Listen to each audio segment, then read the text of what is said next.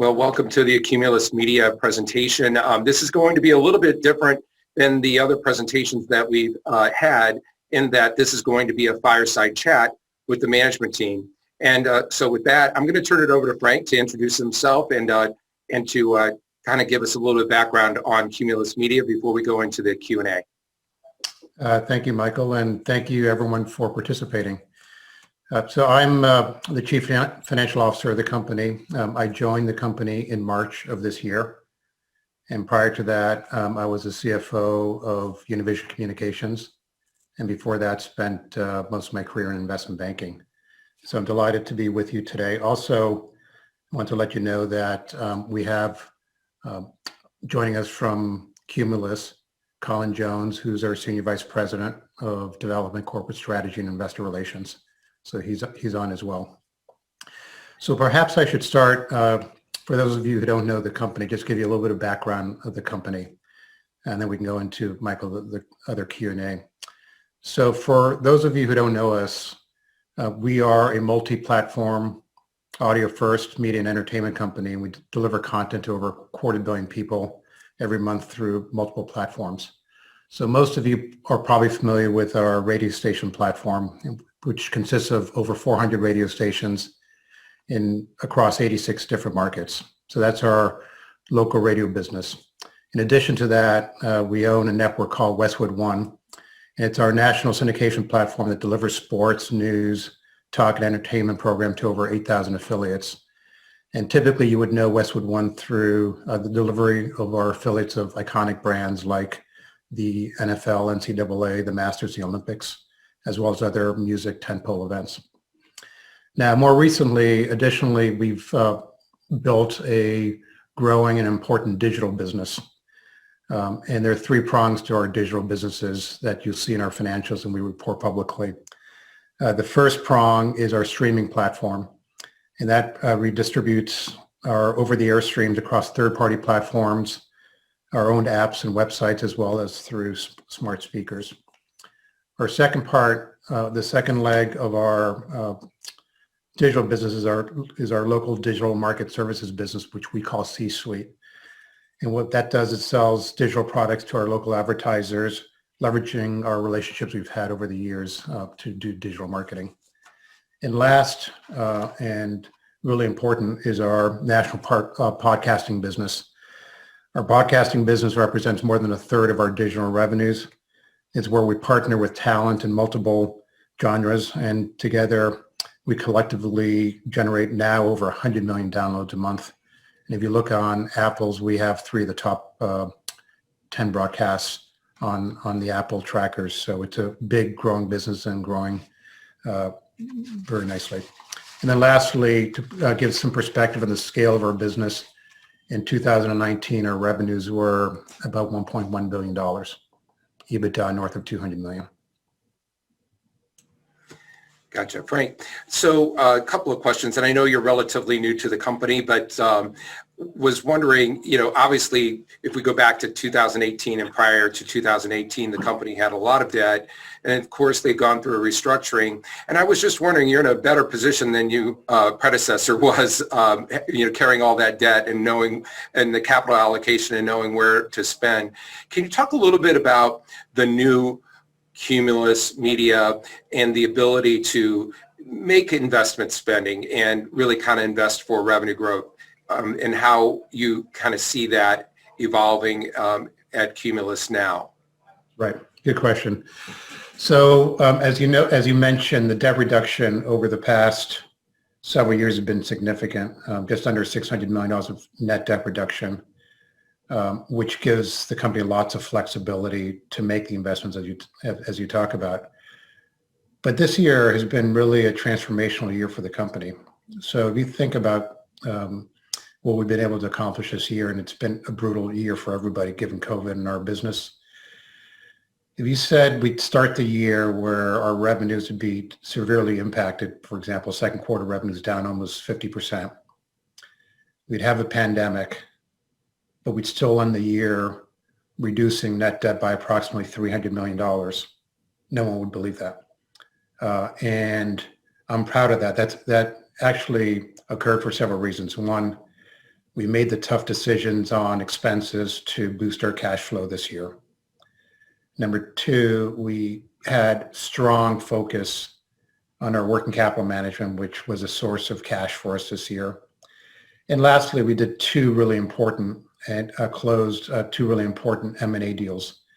One was a long-awaited sale of our DC land, which generated a lot of cash in the second quarter. And then the tower deal, which we monetized our towers at a multiple of north of 14 times.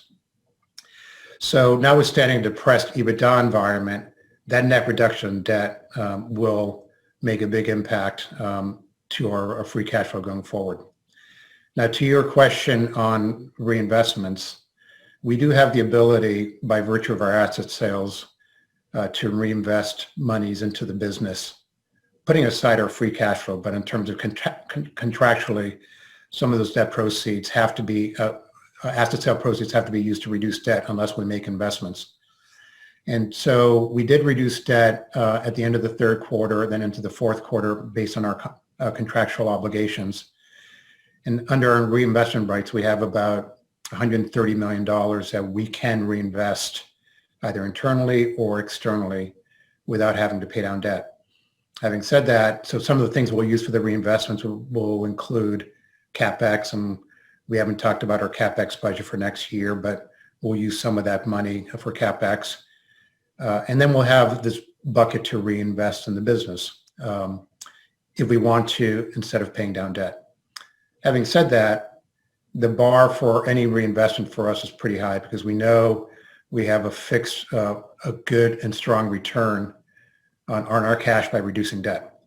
And I think what we've seen, and I think we've benefited in this environment, in a tough environment, is that companies that have more financial flexibility, less leverage, have the ability to weather the storm. And so we will make investments to grow the business. When we see a good return, we're not just going to spend the money for this because we have it. And it's a fine balance that we look at. We have to look at return on capital, return on other sources, where the company's moving strategically, and what's available in the market. And so this year is a transition year. I mean, hopefully we'll see the vaccines work and we'll get into a more normal environment. But I like how we're positioned by virtue of all the debt reductions and the cost actions we've taken.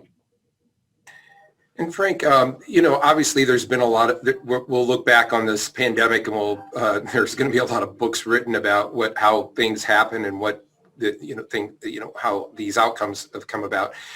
If you look at the radio industry and if you look at the other mediums, radio underperformed relative to other mediums. If we look at the trough in the second quarter, radio was down as much as 55, 65%, whereas some other mediums were down 35, 50%.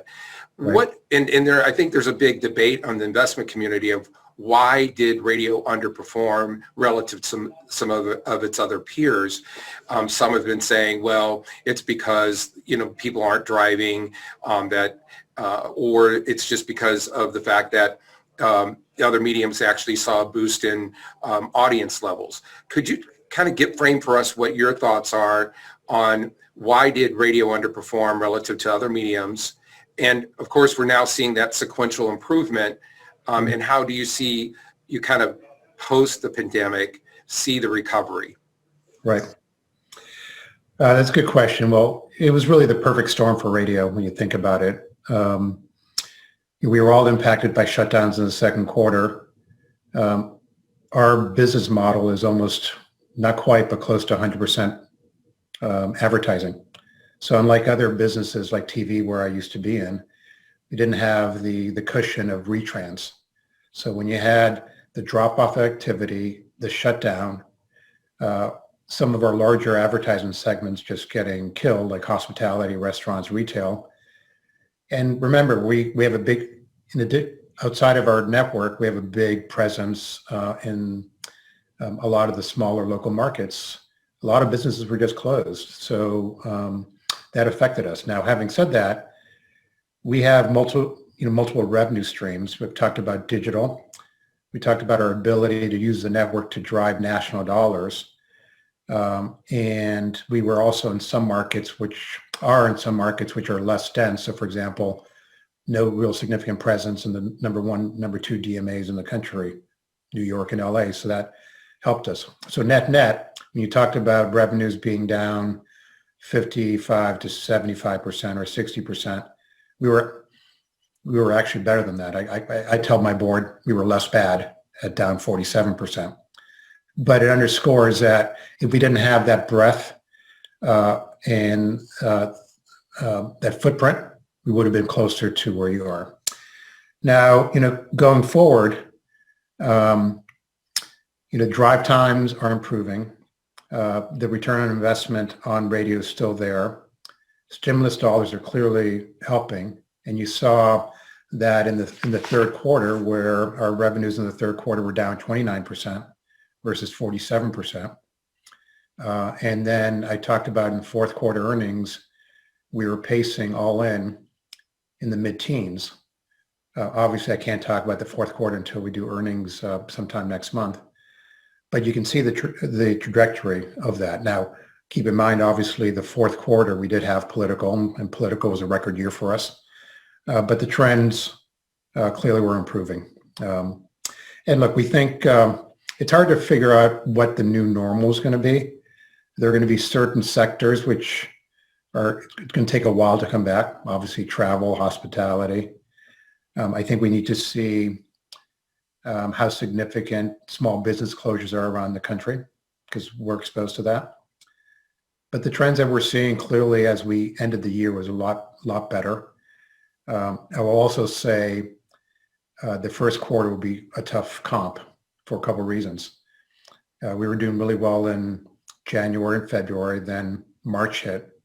And so you're going to have 10 weeks of a very tough comp quarter. That's somewhat offset by the fact you may have read that notwithstanding our contract dispute with the NCAA, we are going to be airing, we'll have the NCAA for this year, so that'll be somewhat an offset. Gotcha.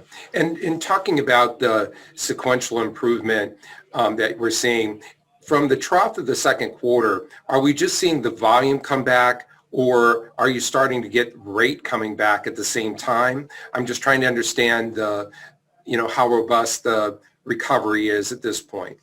Right.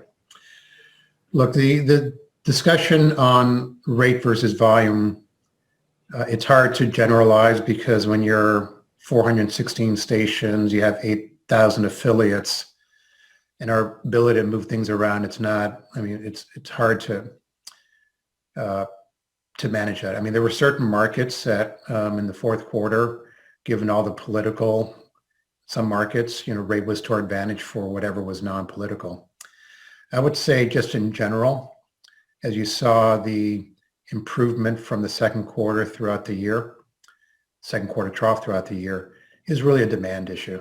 There are just companies who, in the local markets, I'm shut. What is there to advertise? The auto sector, for example, was notwithstanding the robust market for autos, they just didn't have autos to sell. People weren't going to the showrooms. So co-op dollars were less available. And so these are things that we'll hope will wind its way back once we get into a normal environment. So I think, for the entire industry, since generally industry is not sold out, inventory, most of it is really demand at this point. And look, it's still early days, but we expect and hope that will come back. And Frank, a lot of discussion around, how soon can we get back to 2019 levels, that sort of thing. I was just wondering if you look in your crystal ball, what are your thoughts about the radio advertising recovery and how quickly we get back to the rate that we had in 2019? Yeah, that's a tough question to answer. I think the way I would answer, the way I think about it, and we talk about it internally, is, and I mentioned this earlier, is that 2021 is a transition year. And in the second half of the year is going to be very different than the first half of the year. And so the first quarter will have tough comps. the second quarter will have favorable comps, obviously, because second quarter was so bad last year. And so it's impossible at this point for me to think about what 2022 looks like. I think we need to get through the first half of the year and see what our actual comps are third quarter and fourth quarter versus last year, 19. And so I don't think, I mean, it's not forward guidance. There's been so much damage done to small businesses. Will 2022 be like 2019? Too early to tell. Yep. But we do have other growth parts of the business, which if the base business doesn't get to that level, then our growth businesses will clearly help. One of the strategies that Cumulus had been in a lot of companies have been introducing attribution models and trying to find data, come up with data points and things like that to kind of lure in advertisers. And one of the things that Cumulus their strategy was to go to advertising guarantees, and that has been a tried and true strategy going back many decades that I've been following the industry. Right. But the question is whether or not that actually worked in the digital world, as advertisers are looking for more ROI and more data points on who is listening and so forth. What are your thoughts about your advertising guarantees and whether or not you are moving now more aggressively into providing data and attribution to the advertisers? Right.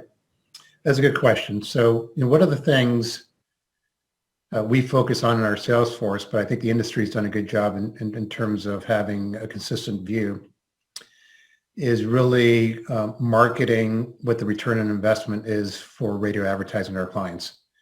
And that return on investment of 10 to 1 type of return for clients who advertise on radio. And the reason I mention that, it's not only something that we market, but it's pretty well known in the industry. And ultimately, you have to get advertisers comfortable that whatever dollars they're spending, they're getting a good return on. And that's important as we think about the guarantees and talk about digital.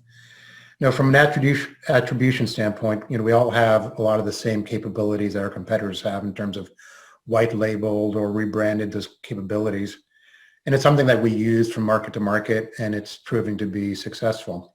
And as you mentioned, we also have these guarantees in place that gives comfort to these clients if they're concerned about the return on investment. These are things that are working well when we market it, and we do market it. Frankly, it's something that a lot of our existing clients know what the actual return is, and we measure it for them, and they can see it in their business. So showing them the actual attribution rates varies in terms of levels of importance, but it's something that we focus on because we need to continue to measure and convince our clients that they're getting a excellent return on their investments, whether it's our digital properties or terrestrial radio. Gotcha. And then in terms of just going back now to the cost cuts, because there, as you mentioned earlier, you had substantial cost cuts in 2020, reducing costs by 85 million, and maybe you can update that number for us, if it was greater than that. But what are your thoughts about 2021 as you say it's a transitional year? Do you anticipate that there'll be further cost cuts, opportunities to cut costs, and so forth? Right. So obviously, I can't give it a lot of detail in 21 now. I will through earnings, but you're right. We did signal that we would cut at least $85 million of costs in 2020. And that's something that we're happy against that benchmark where we ended up 2020. And importantly, we talked about of the cost cuts that we made. I mean, some were temporary, of course, including furloughs, sports rights costs, but many of them were permanent, particularly with the second wave of cost actions we went through in the summer, which include a reduction in force. So we did mention that in 2019, of the 85 million of cost cuts, 19 were permanent in 2020, But since many of those costs were taken out in the second half of the year, that would scale into a number like 36 million for 2021 versus 2019. So that talks about the operating leverage in the business. We went through our budget. We'll be able to tell you where we're tracking against those, what we said. We always look at cost cuts without affecting revenue. One thing about COVID, which we all know, we're working differently than we have, and that gives us the opportunity to look at our business differently. And our goal is to continue to drive the revenue, put the great content on the air, but doing it in a way that we can improve our operating leverage. And you talked about 2019 revenues. Well, we don't need to get back 2019 revenues to generate attractive EBITDAs by virtue of the operating leverage we have in the business by taking out the costs. And that's one of the things which we're all very focused on. And many companies have benefited from COVID in a way, and I don't like using that term, but benefited from COVID by the fact that they were able to renegotiate leases and reduce their footprint and your office footprint and things like that. Was that something that was afforded to you as well, or is that a further opportunity as we look into 2021, or are there other things that you kind of re-engineered and reimagined in terms of how you look at radio and their infrastructure? Right. So I started at the end of March remotely. I've been remotely since. Within a week that I started, I had to work with management to furlough 4,000 people. And I say that because it's not a comment about my roles as CFO. It's just a comment that when you move quickly and you have to move quickly, it's amazing what can get done. And so not all, but virtually the entire workforce is virtual. We've been on the air. The quality of our broadcasting hasn't really changed, and people have been broadcasting from home. I expect that we'll be remote at least until midsummer. But going forward, a lot of and we're still analyzing this, but a lot of our jobs, I think, will, if not be entirely remote, mostly more remote going forward, because we can. Some of our employees actually prefer it once we get out of the health issues. It helps from a recruiting perspective because now we can recruit certain functions from around the country.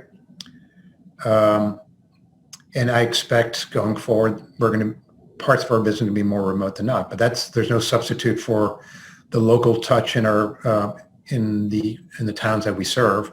So it's not going to be 100% remote. But and with that comes with cost opportunities. So of course, when you look at our P&L, our T&E expenses were virtually zilch after the first quarter. They're not going to go back to 2019.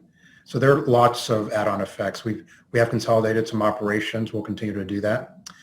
And so that, I think, will give us a good opportunity, which will add on to the point I made before in terms of improving the operating leverage of the company.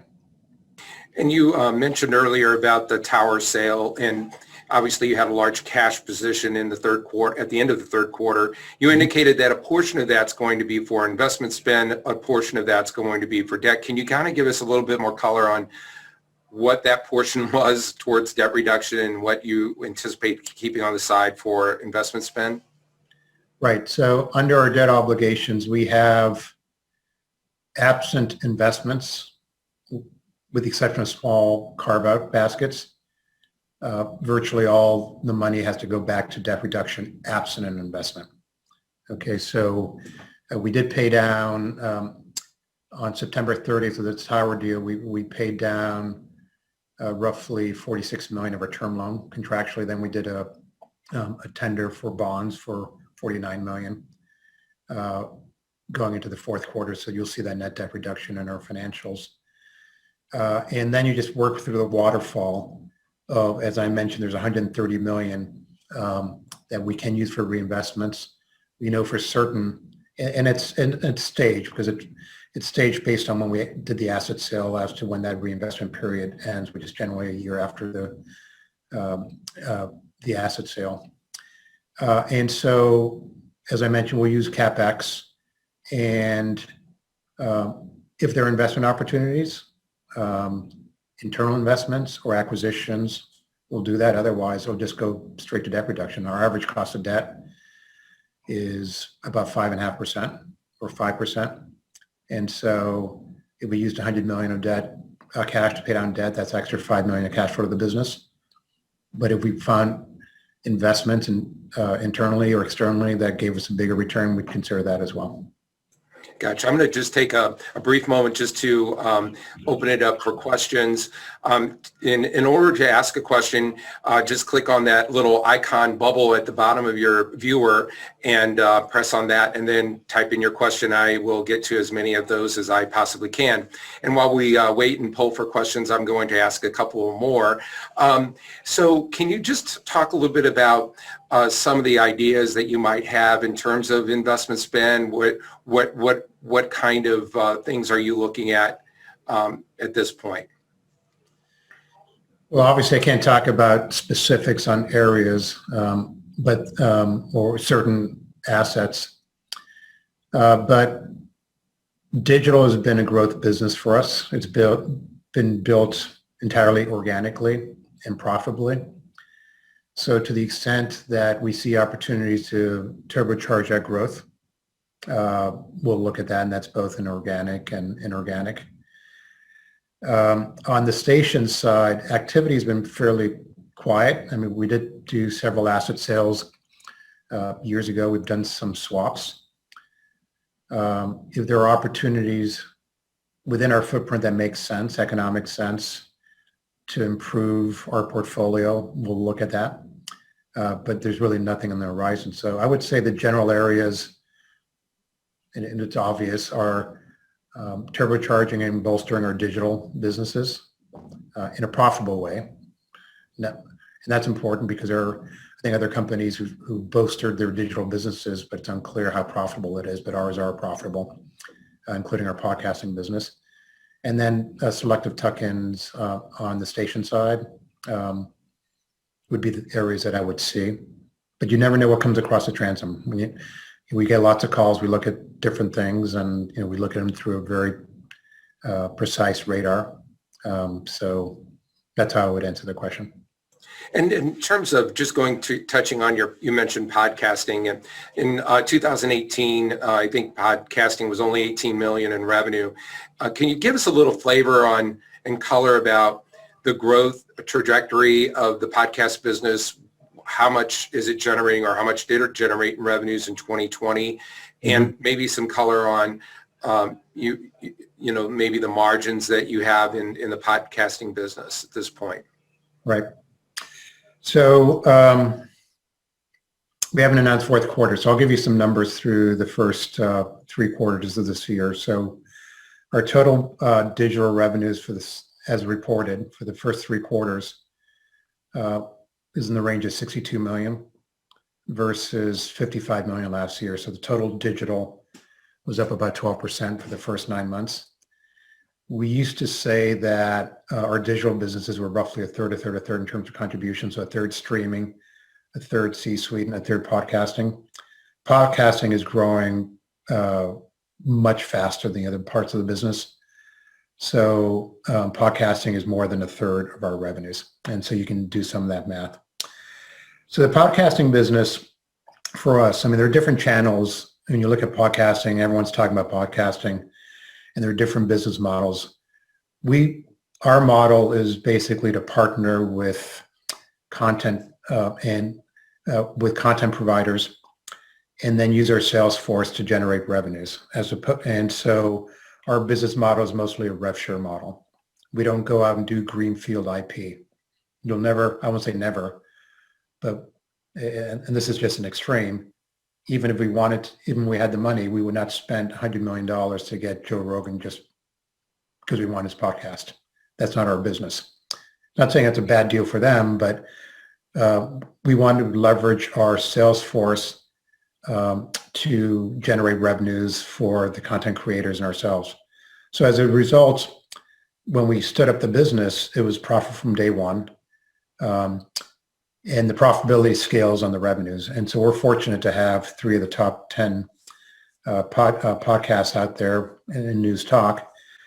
And in our role in the space is to continue to grow that talent such that we can use our Salesforce machine to grow the pie. So it's a fast growing business. It's a profitable business. It's a ref share business. It doesn't have the same margin as our terrestrial radio, but it's a good business for us, and it's an important one. And it gives breadth to our advertisers who want to look at the different audio channels out there. And we have some questions, and I'm going to tie this question into one of my questions because it's fairly similar. Can you talk a little bit about your debt leverage at year end? What are you comfortable at? What are the restrictions that you have currently? And talk about maybe your debt goals as you go into 2021 and 2022. Right. So as I mentioned, since bankruptcy, coming out of bankruptcy or restructuring, we reduced debt by about $585 million. And through the first 3 quarters of this year, net debt was down over $300 million. So as of the end of September, net debt was about $700 million versus $1.3 billion 3 years ago. So that's a huge delta. Now, given the pressures on EBITDA, our debt to EBITDA ratios were high. I mean, they were 7.7 times as of the end of the third quarter. And that's not a surprise because what happened.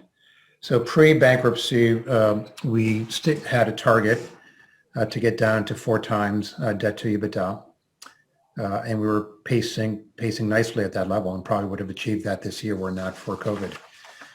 And so right now, I mean, we haven't had a discussion in terms of, is that still the same target? Should it be lower? Certainly, in my view, it's not going to be higher. And we'll revisit that when we get back into the normal run rate, because this year, again, is going to be a transition year. Having the flexibility to reduce the leverage gives us a lot of optionality, whether it's for M&A, return on capital, et cetera. And so it's something we'll focus on. Don't know if our long-term leverage target will still be at 4 times or a little bit less, but having less leverage in this environment and also having the flexibility of our capital structure has been huge. With the exception of the ABL facility, it's all covenant light, no maintenance covenants, and the debt matures in 26. So we're in a really, considering the environment, a pretty favorable position. You mentioned a little bit about acquisitions, and I know that there probably was some difficulty at one point and disappointment that Cumulus didn't buy CBS. It turned out that was a good thing because of all the problems at CBS, and of course the debt leverage would have been even worse, right, even if you would have been able to survive at that point. Mm-hmm. But the question is, and you brought it up, that you might take a look at acquisitions and help to consolidate in some of the markets that you have. And, you're underpenetrated in quite a few of those markets, and was just wondering if you can give us some thought about acquisitions versus further asset swaps or asset sales. Just kind of give us a flavor of where your head is at this point in terms of that opportunity. Right. Look, all these opportunities tend to be really episodic. And so you have a potential game board. But it depends on what's available and at what time and at what value. And so are there areas where if it made sense for us to get bigger and improve our platform? Certainly we'll look at that, but not at any price. So maybe it's not a satisfying answer, but we just look at all the opportunities when they come up, if they come up, and that's a big question, if, right? Because we've been in an 18-month period of time on the station side has been very, very quiet.